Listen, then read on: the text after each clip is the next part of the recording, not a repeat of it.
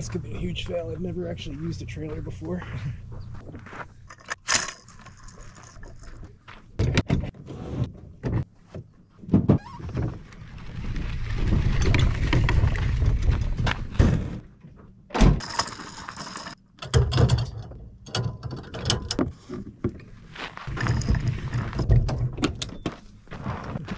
I have no idea if this is gonna work. Isn't that a trip? It's a little portable trailer.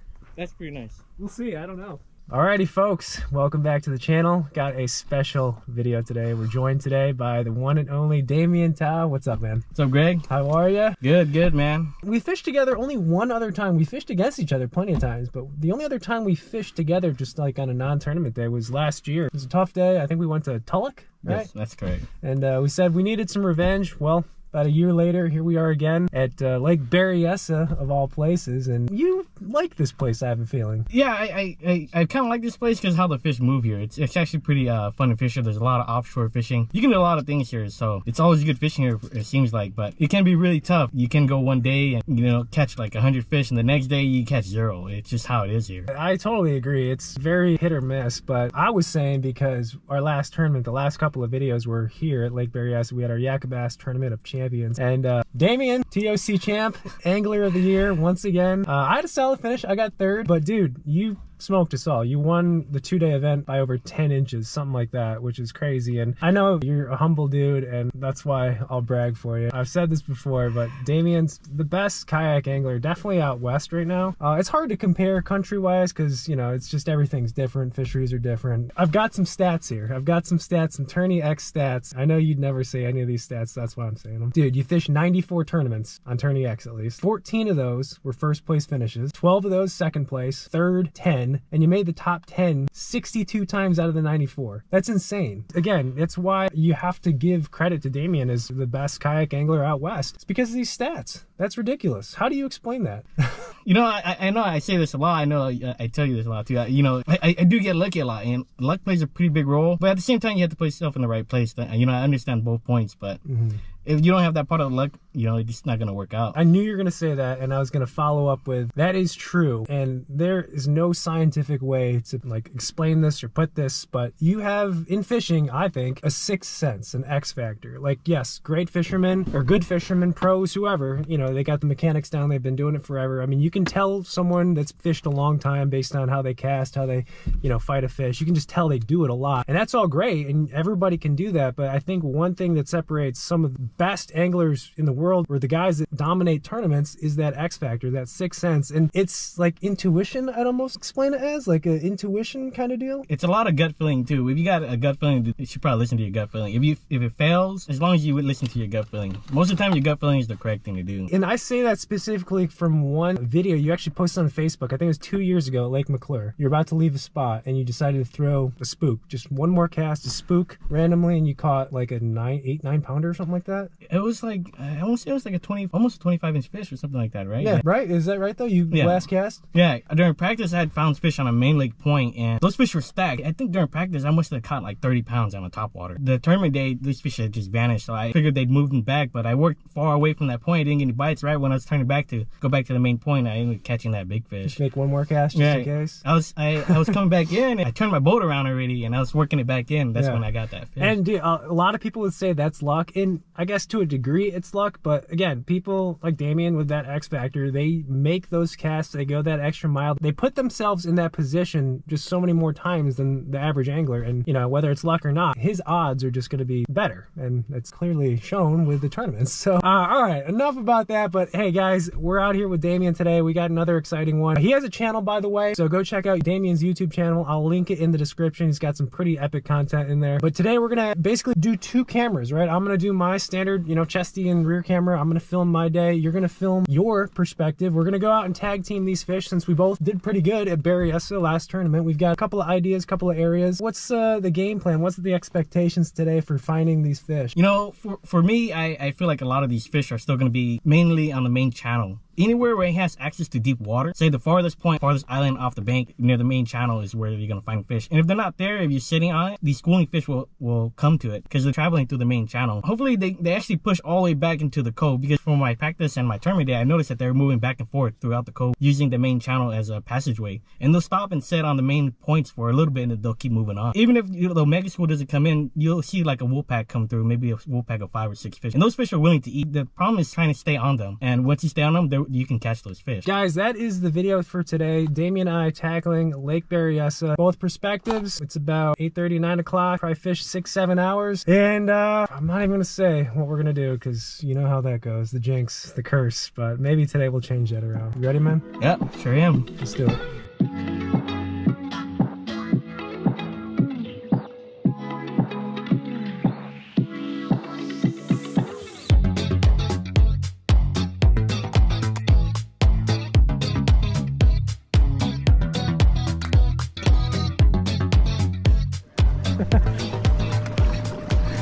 Yep. Around these 2 buoys? Okay. So folks, we're at our first spot. We're fishing both Damian and my spots from the tournament. See if the fish are still here. But this is where you essentially won the tournament. So why not give it a shot and just kind of go from there. Like you said though, these fish move, they change. A lot of it's timing and just getting in the right place at the right time. I'm excited though. We should, in theory, we should do some pretty good work, right? Yep. Skunk.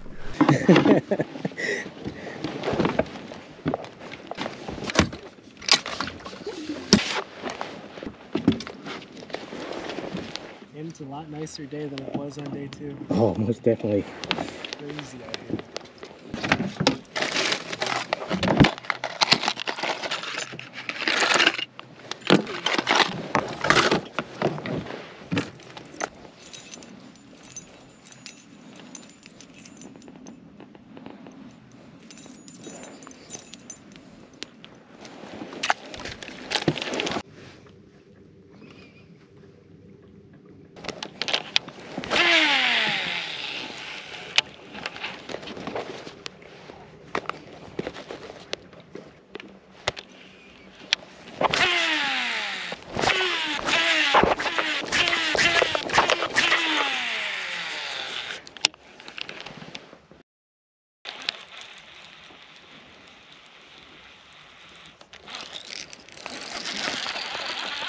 You're on. Yeah, I'm on. Took a little longer, man.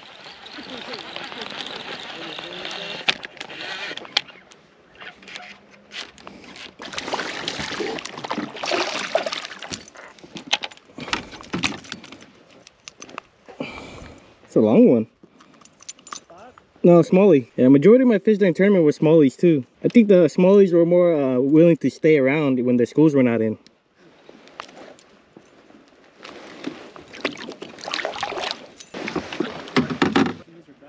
Yeah, they are, because I don't know if you guys can see, but these guys right here, all the way here. See, I'm actually almost above them, but they're not on the completely top. They're on the edges going down the channel. They're actually pretty shallow. Might be smaller fish, but they seem to be 45 feet away from me as well. Going back, but yeah, it seems pretty loaded. You guys see them panning out. It seems pretty loaded where I'm at. I'm pretty sure majority of these are smallmouth, because smallmouth tend to be a little bit lower to the bottom rather than the big wolf pack of spotted bass, and a good mixture of them. They'll be suspended out in the middle of the water column. These are more your resident fish. These guys don't hang around. You know, actually, I just see them now. I'm marking fish right below me. Like I think actually these are bass right here. Yeah. Mine's are maybe about a foot off the bottom. Oh, okay, so But yeah, they seem to be just hunkering around, so they're not gonna. These are ones that won't leave. They'll hang around. Yeah, that bite, it was very mushy. It felt like I was stuck in grass.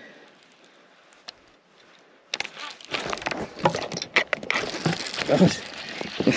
Oh God.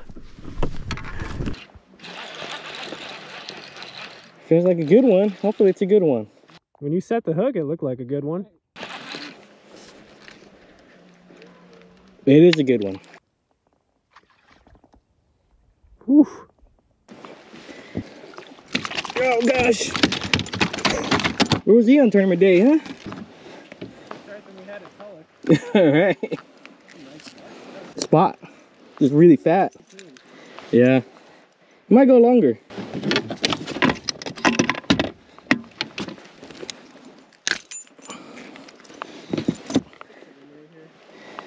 Fat one. Gut on that thing. Really long fish. Alright, thanks for playing, buddy.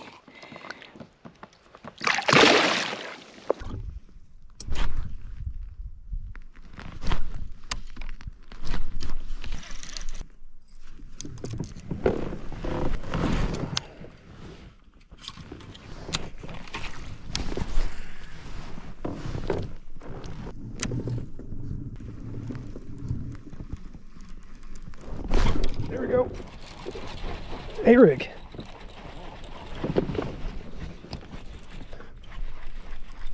Oh, good one. Largy.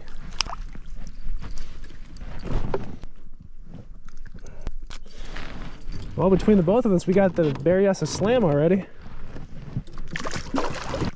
Took about 5 minutes.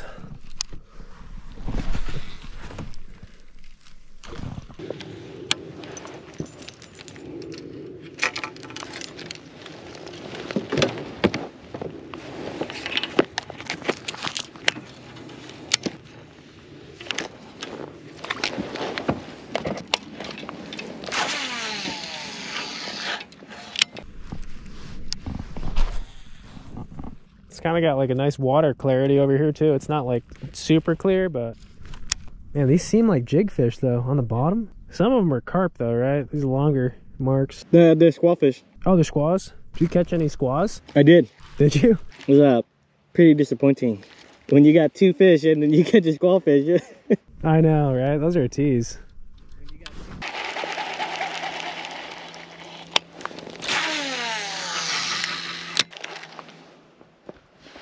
Machine can bite it. He has it. No, little guy. Yeah, jigfish. Yep.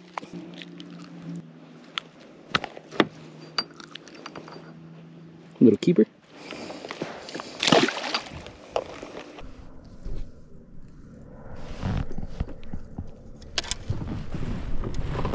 I'm gonna go check that finger real quick. The one out there? Yeah, I'm gonna go just check it real quick. You going to the right one or the left one? I'll check that one. All right. I might swing by and check it real quick, and I'll probably run out and check that long finger. But you're right, they could be pushed back there. All right, let me know if you get on the mega load. All right.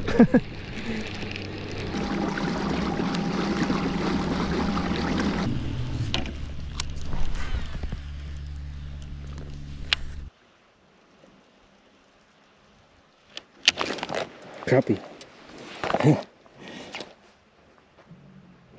There we go. Doesn't feel like a crappie though, right? It's a spotted bass sitting anyway. Thought they were all crappie, how they're stacked like that. Choked it too.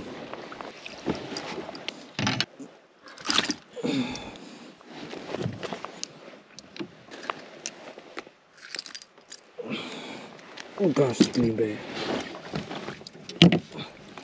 Well, there she is, guys.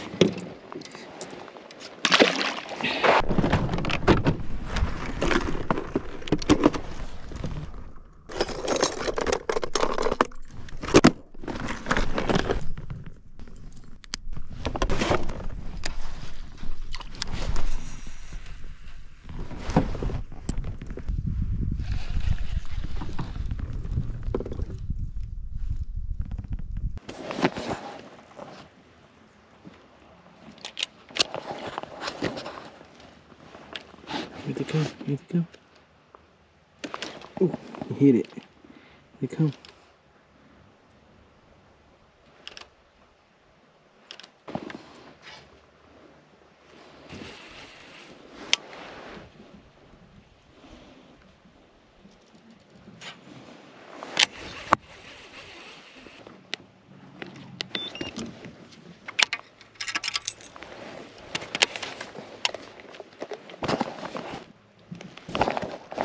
Right there. Came up and hit it. Oh. Guys, look at it. Is that a crappie? Nope, that's pretty strong. Pretty good one. Stumbled across a little school right there coming out.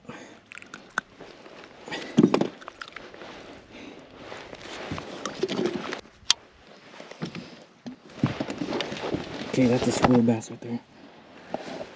They're coming. Here we go. I'm gonna get it now. Oh gosh, it's entangled itself. Now where did it go? They disappeared. That's the thing about these fish. They disappear pretty quick.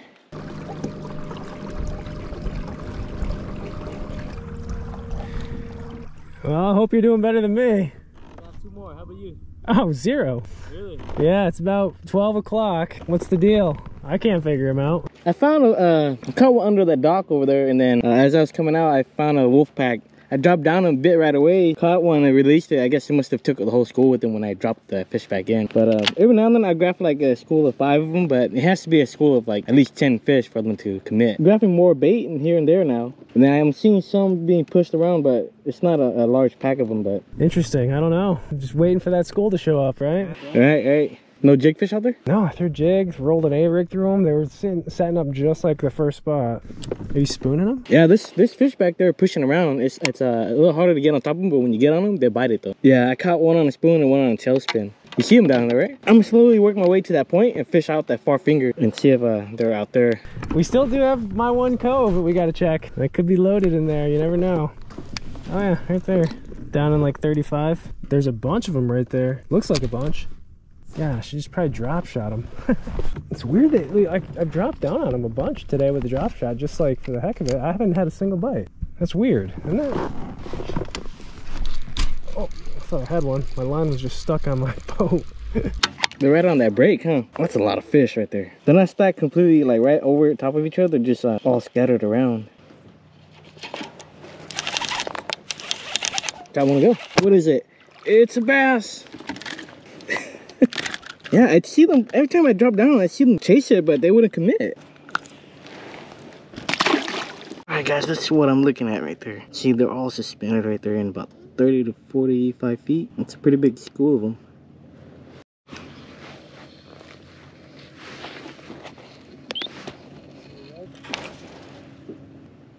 They tag it, but it's hard to hook them. They keep tagging it. There we go. Yeah, they're interested. It's just hard to trigger them to bite it. Nice smallie.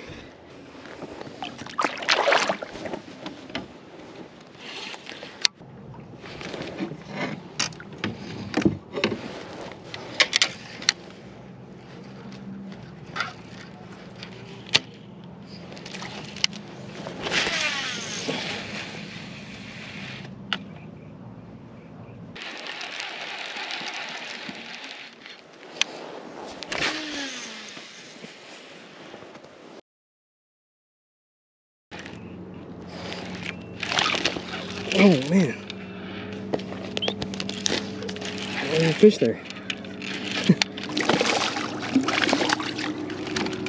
That fish was up in the very top. Well, look at that spitting out shad. Fat one. This fish up here, just getting the bite is the hard part. You know, no wind, clear skies. It's hard to get that bite. But nice and healthy one.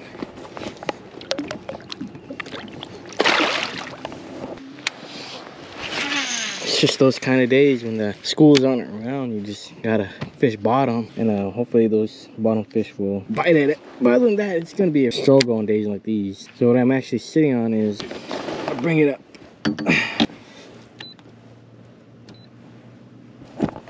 So you can see what I'm actually sitting on is actually a main lake point. It's the main channel that comes through here. It's a good channel swing. They weren't on the very tip here. I didn't see anything, but as right here where I'm at, the bottom is a little different. It has a little more hard pan and stuff. That seems to be where the fish are at. And all around here, I've got a little bit of fish here and there, but these are the spots, if you wait long enough, fish will roll through.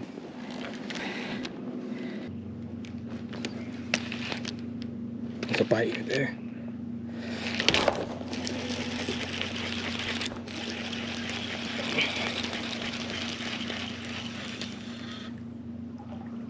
I guess it's not a bite. Man, I've caught a lot of rocks, man. Well, I guess it's the first rock fish from Berryessa that actually landed, but it's a pretty nice rock. I was reeling that rock up and it was spiraling, man. It felt like a fish. But I really did have a bite, or at least I'd hope I did.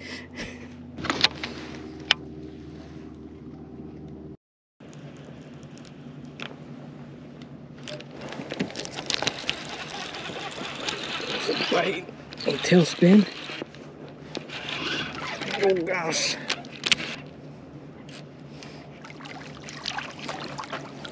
It's another little keeper. Oh look, now they kind of come up. You guys can see that? Every time you catch one, they kind of pull off the bottom, they all get excited. And yeah, there was fish down there. It's just they were kind of hunkered down, so you couldn't really see them. Little fish, but it's a keeper.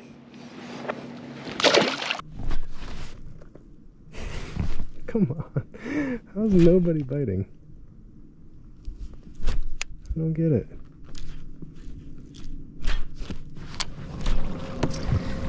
Well, I am going back to square one and running some of the stuff I had during the tournament. You know, I'm finding fish offshore with Damian, obviously. Like, we've seen a bunch on the graph. I just can't catch them. Just gonna change it up right now and do what I did on tournament day. It's frustrating though, like you see them on the graph, they just won't bite. I can't get them to bite. Damian's got them to bite. I can't get them to go.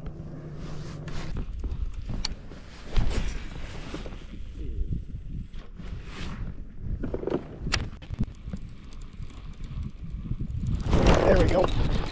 They're still in this cove. Gosh, you just done this the whole day. Oh, it's a double. Oh, it was a double. No. Dang it. I had a double.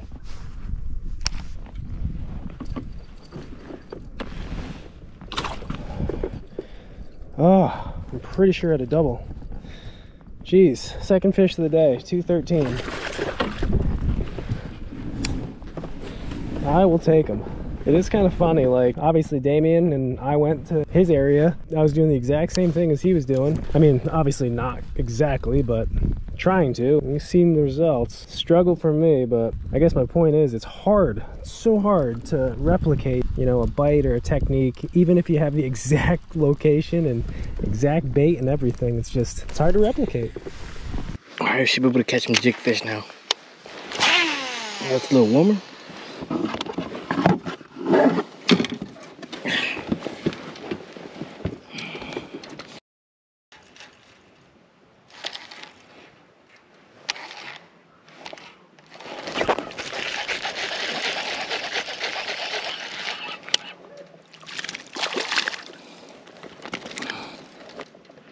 A little keeper.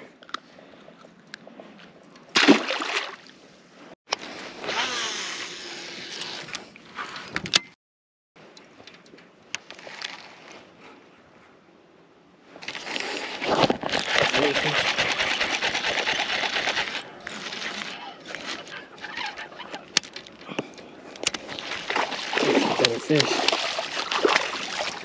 Oh, that's a good one.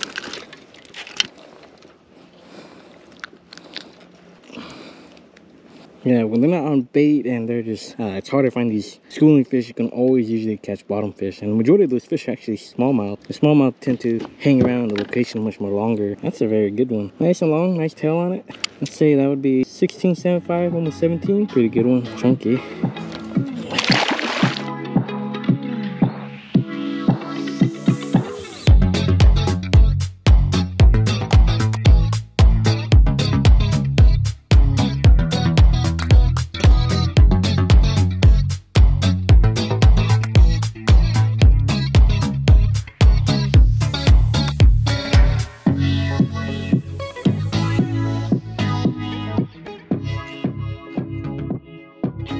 Alrighty folks, that's gonna do it for the day. Both perspectives, very different outcomes. I'm just gonna get my day out of the way because mine was definitely short and sweet. Maybe not so much sweet. 2 fish all day on the A-rig. Tough for me. I was essentially doing a lot of what Damian was doing, and it really makes me realize that I need to improve my game a little bit. You had a much better day, which I'm glad because, yeah, this video would be like 3 minutes long. You know, we had gone out hopefully finding some big schools of fish, but those fish were kind of absent. You know, you'd see small little schools come through, maybe about 5 or 6 fish come through, but it wasn't a whole massive school like we were finding a week ago where there was like 30 to like 80 fish in the whole school, but it's not like that anymore. It was more going back to, you know, fishing kind of old school, just dragging bottom, fishing contours. For me, the bites came in about 20 to 40 feet around there where the bite range was at. Fish came on a tailspin, jigs, and Carolina rig. And we did catch a couple of spoonfish. The bites were far and few, but if you sat around long enough, you'd get a bite there, or if you rotated spots that were high percentage, you'd get bites. And that's basically what I was doing. I was rotating high percentage spots that fish will come by and sit on. But how many fish did you put in the boat today? You know, I don't know. Maybe 9, not that many, 9, 10. Better than mine too, and folks, that is why he is AOY Angler of the Year and does a lot better in tournaments than I do. But no, good job, dude. It's fun to fish with you and kind of learn, and it makes me want to improve and get better at certain aspects of my game. Yeah, wasn't my style today, but you certainly proved that you can get those fish to bite in the right situation, right bait, right presentation, so that's pretty cool, man. Yeah, the cool thing about that is that having a forward-facing sonar, when you do have it, it is a nice tool to have in the box. When you see those offshore fish and the suspended fish coming through, what was going on was they'll charge at it, but they wouldn't hit at the first charge at it. You had to work them, but you can kind of play these fish out. But the thing is that when you caught one, put them back, they take the whole school with them. They swim off and take everything with them. Yeah. This video probably should be on Damian's channel, but you said you've got like 15 videos to edit already, so right. we'll just give this one to me because basically this is a Damian Thao takeover video. But no, man, fun times as always fishing with you. I hope we can get out again sooner rather than later. I know this is like a year in between our trips, but hopefully this winter we can get out there and do some more fishing. Yeah, most definitely. It was fun, man. It was fun. Damian, good to have you on the channel again and thanks fish for having with you. me. Yeah, absolutely. Anytime. Guys, like I said, Damian has an awesome channel. He's got some really cool content, some really amazing catches, double digits, big fish, tournament wins, etc. So go check his channel out. I'll link it in the description below. As always, thank you guys for watching, and we'll catch you in the next video.